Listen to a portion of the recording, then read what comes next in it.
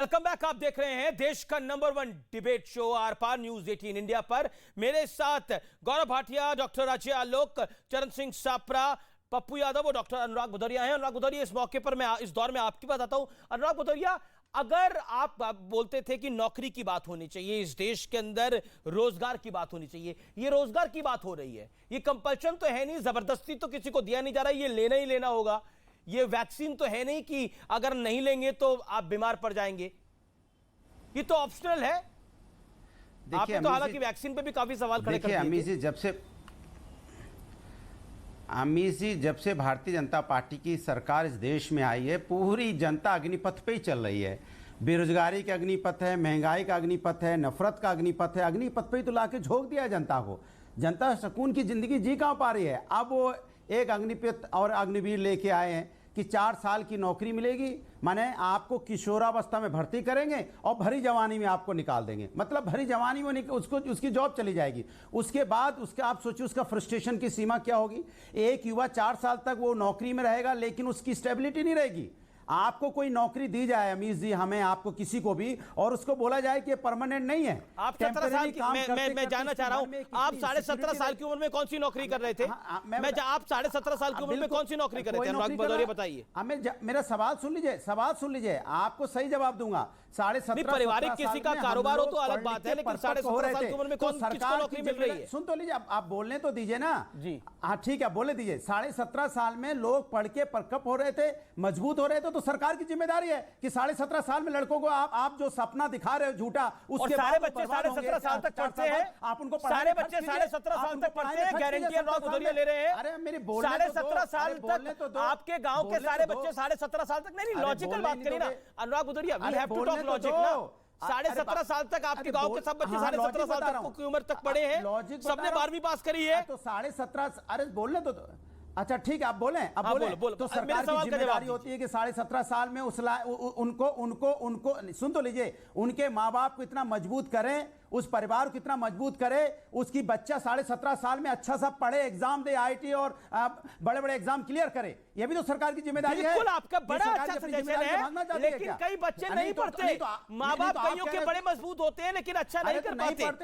अच्छा नहीं पढ़ते, नहीं कर पाते, नहीं बच्चे की काबिलियत के ऊपर भी होता है। पढ़ने को भेजिए। अरे गौरव भाटिया, आप उनको रोजगार तो देना चाहते हैं, रोजगार देना चाहते हैं, लेकिन परमानेंट रोजगार नहीं जाना चाहते हैं। ठीक है गौरव भाटिया, उसके बाद आप उनको झूठा सपना दे रहे हो। ठीक है, उसके बाद जब जॉब से निकलेंगे तो हम उनके लिए प्राथमिकता देंगे। यहाँ प्राथमिकता वही मैंने गारंटी नहीं दोगे, रिटर्न में गारंटी दे दो ना। पप्पू जी, मैं आऊंगा आपके पास। सरकार रिटर्न में गारंटी दे। अच्छा, रिटर्न मतलब रिटर्न में गारंटी दे सरकार, ठीक है, ओके, एक सेकंड, बड़ी सारी गारंटी आपने मांग ली है, जवाब तो सुनिए महाराज। रिटर्न में गारंटी होगी, एक तो रिटर्न में गारंटी दे सरकार, और मां बाप संपन्न हो, जिससे बच्चा आईआईटी करे, एमबीए करे, आगे बढ़ जाए, आईआईएम करे। देखिए, पहले सपा की बात कर लेते हैं। ये भूल जाते हैं अग्नि में तपकर ही सोना बनता है। पुत्र पिता को कुर्सी से गिरा दे तो अखिलेश को जमता है। और ये वो समाजवादी पार्टी है अमीश जी। आप याद करिए, अखिलेश यादव की सोच तो देश को बांटने वाली थी। कह रहे थे गुजरात से कितने लोग शहीद होते हैं। वो ये भूल जाते हैं सेना देश की होती है, प्रदेश प्रदेश नहीं खेलते वहां पे। और आजम खां कहते थे कि कारगिल की चोटी फतेह करने वाले मुसलमान थे, मतलब हिंदू मुस्लिम वहां भी आ जाता है। लेकिन ये जो योजना है ना, ये अखिलेश यादव ने या राहुल गांधी ने पढ़ी भी नहीं होगी, समझी भी नहीं होगी।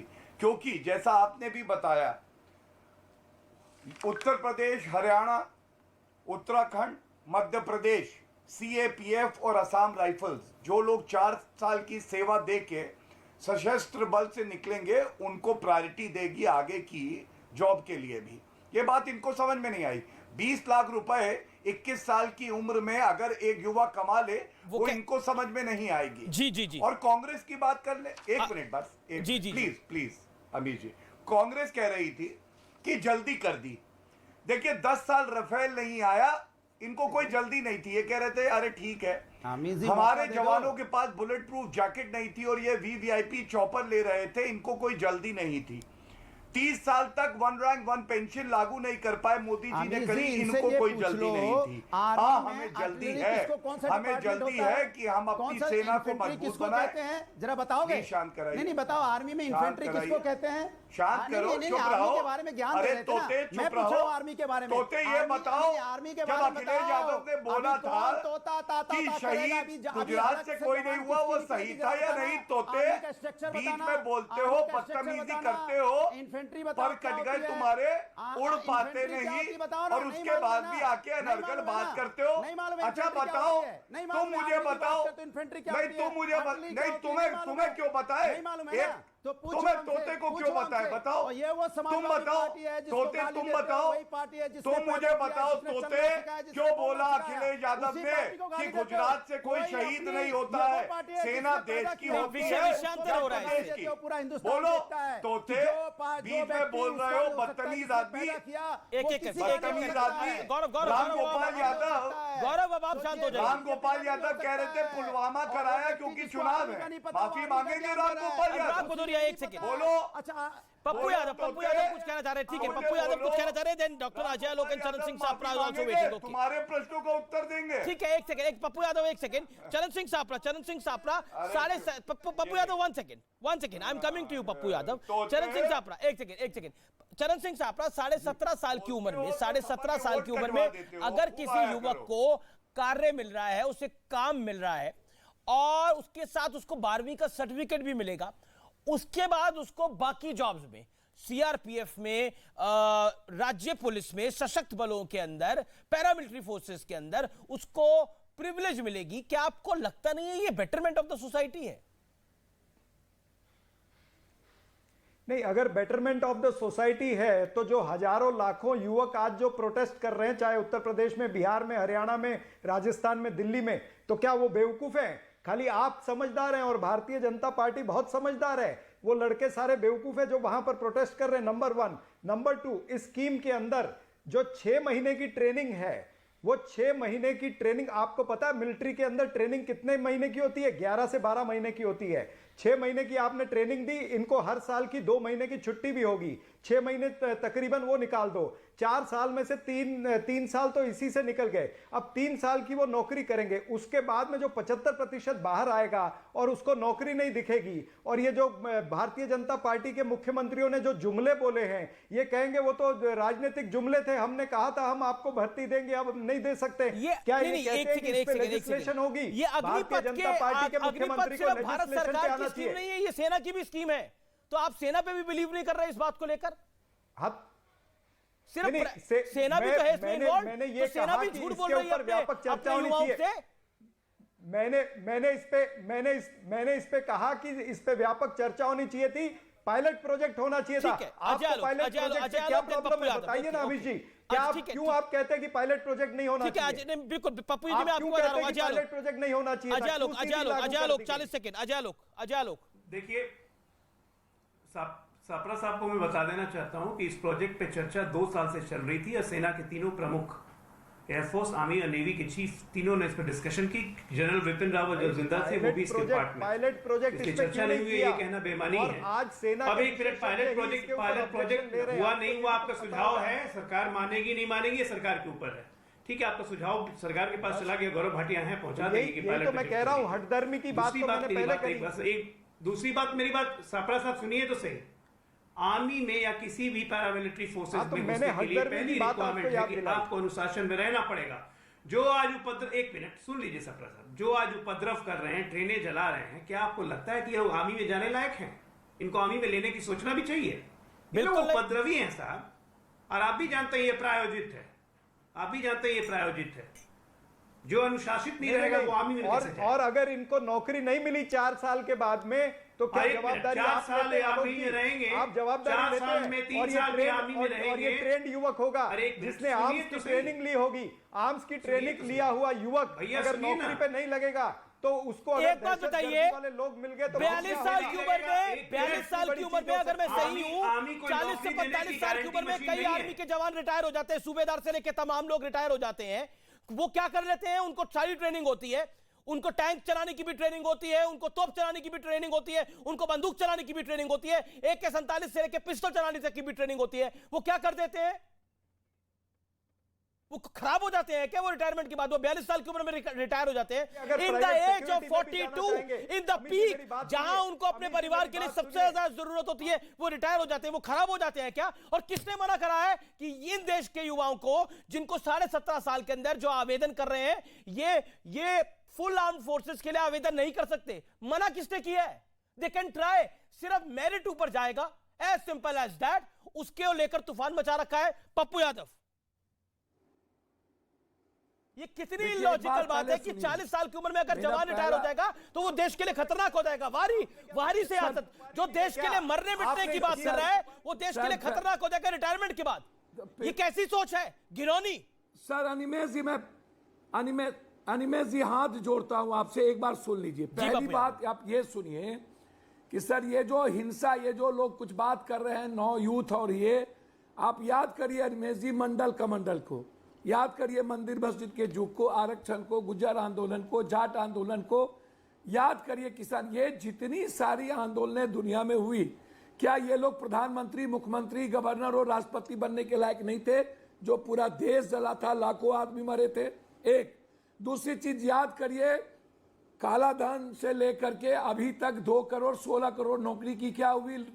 लॉकडाउन के बाद 12 करोड़ बेरोजगार हो गए, उसकी क्या हुई? ट्रेन अभी तक 13 से नहीं चली, स्टेशन पर ट्रेन नहीं रुकती, उसकी क्या हुई? याद करिए, मैं बहुत क्लियर कहना चाह रहा हूं, सहगल, पीके सहगल की रिपोर्ट जिस पर यह आधारित है कि हर साल 55,000 से ज्यादा हाई स्किल जवान आर्मी, एयरफोर्स या नेवी में रिटायर होते हैं। 1 या 2% लोगों को ही नौकरी मिलती। 4 साल बाद जब अग्निवीर सिविल में जाएगा तो उस किस तरीके से नौकरी मिलेगी, यह सरकार नहीं समझ पाई है। पीके सहगल ने कहा 7 से 8 साल आर्मी में तैयार होते हैं, और अग्निवीर सर पीके सहगल जो रिपोर्ट है आर्मी रिटायर, उसको पढ़ लीजिए ना। अगर अग्निवीरों को किया जाता है नुकसान होगा, या रॉ सोल्जर होंगे, इनके लिए मैन बिहाइंड मशीन का मोरल उस तरीके से नहीं होगा जो पुराने सैनिकों का होता है, जिनकी ट्रेनिंग ज्यादा होती है। अच्छा एक बात बताइए, आप तो गांव से आते हैं पप्पू यादव, एक दिल से मेरे सवाल आ रहा है। पप्पू यादव एक सेकंड रुक जाइए पप्पू जी, एक दिल से सवाल आ रहा है मेरे मन में पूछने के लिए। पप्पू यादव जी, मेरे को आप शांत होंगे तो मैं सवाल पूछ पाऊंगा। पप्पू यादव जी, मैं खुद भी पायलट, पप्पू भाई, सर सहगल ने कहा, अरे बिल्कुल आप सहगल साहब को अवतरित कर लीजिए, उन्होंने जो कहा उसे कंटेस्ट कर लीजिए, लेकिन एक मेरे सवाल का जवाब दीजिए ना। पप्पू यादव जी, आप खुद गांव से आते हैं नहीं आते? पप्पू भाई सवाल तो सुनिए आप, पप्पू जी सवाल तो सुनिए आप खुद गांव से आते हैं ना पप्पू जी, तो उस गांव में आर्मी का जवान जब रिटायर होके आता है तो वो उस गांव के लिए खतरा हो जाता है क्या? देखा है आपने ऐसा? सर मैं एक बात बोलूं? हाँ बोलिए। इस देश का कोई भी आदमी किसी चीजों के लिए खतरा नहीं होता, तो फिर क्यों बोला जा रहा है ये खतरा हो जाएंगे आके? किसी कंट्री में नहीं, मेरी बात सुनिए, जब सरकार की व्यवस्था, सिस्टम, जब किसान के बेटे, वंचितों के, गरीबों के, कमजोरों के और बिना पैसे वाले यूथ के, जिसको आप गाली दे रहे हैं, ये पढ़े लिखे लोग जो लूटते हैं, एजुकेशन माफिया, मेडिकल माफिया, ये जमीन माफिया, ये बालू शराब माफिया, ये बड़ी बड़ी बात करते हैं गरीबों के बच्चे। पप्पू यादव जिनकी आप बात कर रहे हैं, पप्पू यादव आप जिनकी बात कर रहे हैं, उन्हीं को तो मौका मिलेगा, गरीब, वंचित, शोषित, इन्हीं को तो मौका मिलेगा। Okay, Ajay Alok, doctor Ajay Alok wants to comment on this, he is raising his hand from, okay, then Gaurav Bhatia, okay, Ajay Alok. Sir मैं जब पेट में भूख लगती है, देखिए पप्पू भाई ऐसा है, पप्पू भाई एक मिनट, आपको इस सरकार पे विश्वास है, आपको नरेंद्र मोदी जी पर विश्वास है, आप हर चीज को क्लब कर रहे हैं। कोविड के कारण 2 साल भर्तियां नहीं हुई है, ये सच्चाई है, आप उसको क्लब कर रहे हैं। आप बेरोजगारी, महंगाई, आप सबको इसमें क्लब कर दे रहे हैं, तो सब चीज का खिचड़ी बनाइएगा ना, कोई हासिल नहीं होगा। ये एक सेपरेट स्कीम है, आप पढ़े लिखे अच्छे समझदार व्यक्ति हैं, स्कीम को पहले पूरा पढ़ लीजिए, ठीक है चलो, और उसके बाद इसकी जितनी मेरिट्स है, डीमेरिट्स है, उसको आप रखेंगे तो ज्यादा अच्छा। गौरव भाटिया 17.5 साल में आपको ऑप्शन दिया जा रहा है। ठीक है गौरव भाटिया रिप्लाई। देखिए पप्पू यादव अमीर जी, एक एक मेरी गुजारिश है आपसे। सबसे ज्यादा बोले गौरव सवाल बाबू से कहा, आप सरकार अपनी से बात को पूछे रखिए। जाते हैं। नहीं, कोई बात नहीं, मैं ज्यादा बोला हूं कम बोला हूं मुझे पता है। मैं बड़ी जिम्मेदारी से एक बात कह रहा हूं, संयम से सुन लीजिए। सरकार से सवाल पूछे जा रहे हैं, ये हमारा कर्तव्य है कि हम जो अनर्गल बयान दिए जा रहे हैं, तथ्यात्मक रूप से जो सही नहीं है अमीर जी, तथ्यों के साथ देश की जनता की सेवा कर सके और वो